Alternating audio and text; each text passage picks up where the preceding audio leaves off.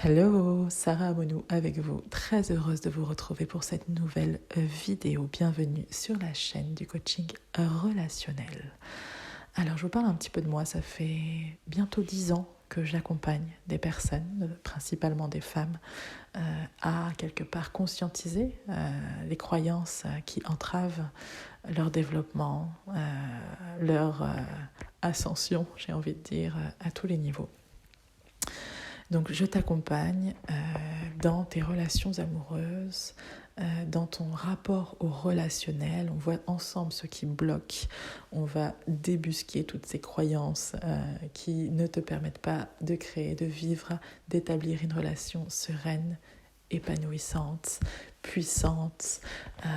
Voilà, donc moi j'ai à cœur de t'accompagner à identifier, à conscientiser, à transformer et à incarner quelque part cette nouvelle version de toi dans tes relations amoureuses notamment, ou dans ton couple si tu vois qu'il y a toujours les mêmes mouvements qui se représentent comme des vagues, tu sais, comme des problématiques qui se répètent. Voilà, je t'accompagne à conscientiser et à transformer ces comportements-là parce que c'est des comportements qui sont inconscients. Si c'était simple de les voir, ça se saurait. Donc on va à l'origine, à la croyance racine pour transformer ce conditionnement. Et vivre une relation quelque part qui soit plus épanouissante, plus sereine, plus posée. Voilà. Aujourd'hui, on va parler gentillesse, du coup. Pas cette gentillesse innée qui nous parle de compassion dans un juste positionnement où chaque émotion a sa place et où on n'est évidemment pas dans le sacrifice. Je vais parler de cette autre gentillesse qui, pour le coup, est conditionnée dans l'enfance. C'est-à-dire que pour avoir l'amour de papa et maman, j'ai dû être sage, j'ai dû être gentille. Pour avoir ce goûter-là, j'ai dû être gentille. Pour aller faire un tour de manège, maman et papa me disaient d'être gentille. Et la gentillesse, j'ai été conditionnée de cette manière pour obtenir les choses, pour obtenir l'amour. Parce que mon interprétation, quand papa et maman disaient ça, c'est « si tu es gentil, je t'aimerai, donc tu pourras avoir ce tour de manège, ce bonbon, ce jouet, que sais-je, bien d'autres choses encore. » Donc, c'est important de se poser cette question de « est-ce que je suis trop gentille pour être aimée de l'autre ?» Et pourquoi cette gentillesse conditionnée au mérite pour être aimée te dessert ? Imagine que tu sois un paysage absolument sublime. Imagine ce paysage dans ton esprit. Vraiment un paysage que tu adores, qu'il soit connu ou inconnu. Tu es ce paysage, mais tu commences à le lisser, à ternir ses couleurs, à arrondir tous ses angles. Ton paysage commence petit à petit à être moins joli, à être moins unique, parce que c'est un paysage unique. On parle de quelque chose d'unique à la base. Donc ce paysage, finalement, il commence à être de plus en plus terne. Ses couleurs deviennent un petit peu grisâtres. Ses reliefs sont estompés. Et finalement, on se trouve avec un paysage assez commun. C'est-à-dire que l'extraordinaire de ce paysage, l'unicité qui faisait de ce paysage quelque chose d'unique, est partie, s'est estompée, en lissant un petit peu toutes ces couleurs, tous ces reliefs. Et la gentillesse, quand elle est conditionnée pour mériter l'amour, c'est exactement pareil. En fait, tu vas être gentil, quelque part, tu vas comme quémander cette... Je sais que c'est un mot qui est fort, mais c'est important d'impacter aussi, de prendre conscience, d'impacter consciemment et de prendre conscience de ce conditionnement-là. Donc ce n'est pas pour être jugé, ce n'est pas pour être rabaissé ou quoi que ce soit, au contraire, c'est pour prendre conscience que c'est là. Et plus on prend conscience que c'est là, plus on peut changer les choses. Donc imagine que ce paysage soit complètement transformé, complètement lissé, les couleurs sont ternies. Finalement, ce paysage est un paysage parmi les paysages. Et même toi, tu le trouves moins joli. Si tu l'observes, après l'avoir lissé, après avoir terni ses couleurs. Donc c'est une invitation ici à voir que tu ternis le paysage unique et extraordinaire que tu es quand tu agis dans la croyance de mériter l'amour par la gentillesse. En fait, tu lisses tous tes contours, ce qui fait que c'est toi. Même si de temps en temps tu pars au quart de tour, ça reste toi. Ça ne veut pas dire que c'est un comportement quelque part. Ça ne veut pas dire que tu ne peux pas changer ces comportements-là, mais ça veut dire que ce qui fait que c'est toi, dans ton caractère, dans ta manière de vivre le monde, dans ta manière de l'appréhender, dans ta manière de l'incarner, dans ta manière de vivre qui tu es, de montrer qui tu es, en fait, tu vas lisser tous tes contours. Et la personne en face, quand elle se retrouve avec un paysage, on va dire un peu moite, un paysage un peu lambda, en fait. Je ne dis pas que tu es ce paysage-là. Je dis qu'en agissant par gentillesse pour mériter l'amour, ça revient à ça. À lisser les contours, à lisser ce qui fait que tu es unique, à lisser ce qui fait que tu es extraordinaire, à lisser tes réactions. Tu sais, c'est comme si tu effaçais une part de toi. Mais tu ne mérites pas de vivre une relation où tu effaces une part de toi. Il faut que toutes tes facettes puissent s'exprimer. Parce que tu es unique. Et quand tu lisses le paysage extraordinaire que tu es, la personne en face, elle a une personne lambda. Et ce qui retient l'autre, c'est qui tu es. Même si des fois, ça fait chier parce que t'as tendance à, je sais pas, j'en sais rien moi, à laisser tes cheveux dans le lavabo. Voilà, on a tous des comportements qui, par moments, peuvent quelque part être un peu chiant pour l'autre, quoi. On a tous ça, on n'est pas parfait, l'autre n'est pas parfait non plus, mais à chaque fois que tu es gentil pour mériter l'amour, tu lisses une partie de toi.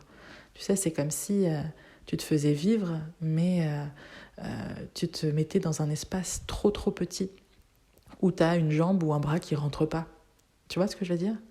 C'est-à-dire que tu rentres dans un espace beaucoup trop petit pour toi, et tu laisses une jambe dépassée, un bras dépassé. Et donc en fait, tu es dans une relation qui est trop étroite. Non pas parce que c'est forcément l'autre qui attend ça, mais parce que toi, tu t'es conditionné à effacer une part de toi importante, quelque part, qui ne te permet pas d'exprimer totalement qui tu es, de t'exprimer dans ton entièreté. Et à un moment donné, l'autre, quelque part, il n'y a pas, tu sais, il faut prendre ces reliefs de ce paysage comme des points d'accroche. C'est comme si l'autre, dans ces reliefs-là, pouvait s'accrocher quelque part. Pas s'accrocher dans le sens t'emprisonner, mais c'est des points d'accroche et d'attache en fait. Tu sais, c'est ce qui fait que tu t'attaches à l'autre, même quand il y a des comportements qui sont un peu... Mais parce que tu sais que c'est vraiment l'autre qui est comme ça. Et quelque part, il y a quelque chose qui te touche là-dedans, même si ça te fait un peu chier. Eh bien, il vaut mieux ça, plutôt que quelque chose qui soit avec des reliefs qui sont complètement arrondis, où il n'y a pas de point d'attache et d'accroche.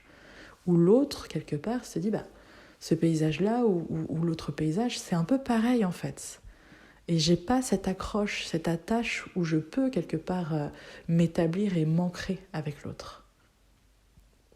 Et c'est intéressant aussi de te poser la question, quand je relationne comme ça, est-ce que c'est l'enfant en moi qui relationne comme ça, ou la femme ? Et très souvent, on va voir que c'est l'enfant, c'est les conditionnements de l'enfance. Parce que papa et maman me disaient d'être gentil, et quand j'étais gentil, j'avais beaucoup d'affection, j'avais des câlins, j'avais des récompenses. Mais aujourd'hui, qui relationne dans un couple ? Est-ce que c'est l'enfant ? Alors évidemment, l'enfant se présente de temps en temps, et c'est tout à fait OK. Mais c'est à la femme de relationner, majoritairement, la plupart du temps, dans ce couple. Et en général, quand on est une enfant et qu'on a un homme en face, ça ne retient pas suffisamment. Parce qu'on n'est pas d'égal à égal. Et quelque part, si je me positionne en tant que petite fille, j'attends que l'autre se positionne inconsciemment comme étant mon père. Mais l'autre, en face attend une femme, pas une petite fille. Je ne dis pas qu'on ne peut pas avoir de moments de vulnérabilité, bien au contraire. Des moments où on est une petite fille, bien au contraire. Mais il ne faut pas que ce soit que la petite fille qui est présente. Que la petite fille qui est en manque d'amour, que la petite fille en quête d'amour. Parce que la femme, elle est là et on ne lui laisse pas forcément sa place dans cette relation. C'est une invitation à relationner depuis la femme en soi, tout en accueillant les moments où la petite fille se présente parce qu'elle a besoin d'amour, parce qu'elle a besoin de tendresse, parce qu'elle a besoin d'être entendue, d'être écoutée, d'être aimée inconditionnellement. Et alors je suis à la fois la femme et à la fois la mère de cet enfant. Et je viens nourrir cet enfant en moi qui a besoin de tendresse et d'amour. Parce que quand je vais demander à l'autre de nourrir cet enfant en moi, évidemment tout ça c'est inconscient, mais quand je vais lui demander de nourrir cet enfant, en fait, si l'autre disparaît et qu'il est mon unique, quelque part, source de nourriture, s'il disparaît, mon enfant, quelque part, j'allais dire meurt de faim, mais de cette nourriture affective, meurt d'amour finalement. Si c'est toujours l'autre qui vient répondre à ces demandes, si c'est quelque chose d'extérieur à moi qui vient répondre à cet enfant en moi en permanence, ça veut dire que je suis dans une relation qui est complètement insécure parce que si l'autre s'en va, alors quelque chose meurt d'amour en moi. Et l'autre le ressent. Quand il y a beaucoup d'attentes, beaucoup d'attentes, c'est ce qui fait aussi que l'autre ne reste pas. Ça ne veut pas dire qu'il n'y a pas des moments comme ça dans la relation de couple. Mais il ne faut pas que ce soit que ça. Parce que tout se présente dans le couple. C'est vraiment tout. Le couple, c'est tellement un... Tu sais, c'est un très bel espace de développement, de conscientisation, d'épanouissement, où on peut grandir. Il y a beaucoup de choses qui se présentent au sein du couple. Beaucoup de choses inconscientes qui se présentent. Et c'est vraiment... une aubaine que de vivre une relation où on peut conscientiser, identifier les choses, transformer les choses ensemble. C'est pas toujours évident, c'est pas toujours le cas. C'est d'ailleurs pour ça que j'ai choisi de t'accompagner à mieux vivre en fait toutes ces facettes de toi, à mieux exister, à mieux laisser vivre la femme en toi dans ton couple, tout en chérissant cet enfant en chacun de nous, en chacune de nous. Et donc cet enfant, si l'amour qui lui est donné repose uniquement sur une personne extérieure, c'est énormément d'insécurité. Donc c'est une invitation ici à être à la fois la femme, l'enfant et la mère de cet enfant, qui la nourrit d'amour, qui abonde d'amour pour elle. Je ne dirige plus ma quête d'amour à l'extérieur de moi, mais je suis comme un cercle vertueux qui se nourrit en permanence. Voilà. Pose-toi la question, si ta gentillesse, elle est présente pour quémander l'amour de ton partenaire, ou si elle est présente parce que c'est une de tes valeurs fondamentales. L'un n'empêche pas l'autre, Attention. Voilà, j'avais envie d'aborder ce sujet-là avec vous. J'espère que ce moment ensemble vous aura apporté. N'hésitez pas à liker la vidéo, à partager, à vous abonner si ce n'est pas le cas encore, pour grandir tous ensemble et faire grandir la chaîne. Ça, c'est vraiment, j'allais dire, c'est un petit pas pour vous, mais un grand pas pour la chaîne.